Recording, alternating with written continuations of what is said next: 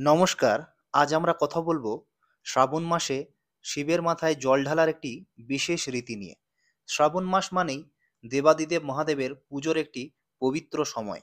এই মাসে ভক্তরা কাঁধে বাঁক নিয়ে পবিত্র গঙ্গার জল ভরে শিবলিঙ্গে জলাভিষেক করেন। কিন্তু কেন এই রীতি? চলুন জেনে নিয়ে এর পেছনের পৌরাণিক কাহিনী ও তাৎপর্য। পুরাণ অনুসারে শ্রাবণ মাসে শিবের মাথায় জল ঢালার রীতি শুরু হয়েছিল সমুদ্র মন্থনের সময়।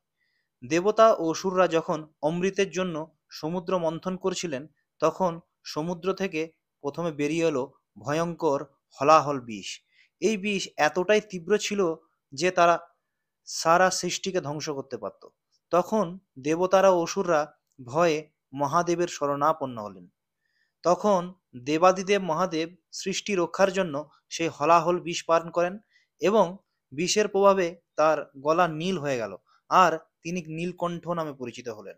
কিন্তু এই বিষের তীব্র জ্বালা শিবের শরীরে প্রচণ্ড প্রদাহ সৃষ্টি করলো। তখন দেবী পার্বতী ও অন্যান্য দেবতারা শিবের শরীর শীতল করার জন্য তার মাথায় পবিত্র গঙ্গার জল ঢাললেন। এই জলাভিষেক শিবের জ্বালা কমিয়ে তাকে শান্ত করলো। এবং এই পুরো ঘটনাটা যখন হয় তখন ছিল শ্রাবণ মাস।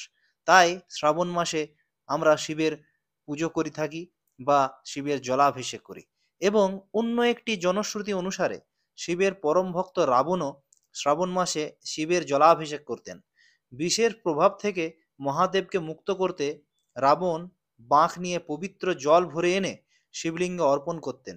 এই রীতি থেকেই শ্রাবণ মাসে শিবের মাথায় জল ঢালার প্রথা আরও জনপ্রিয় হয়ে ওঠে।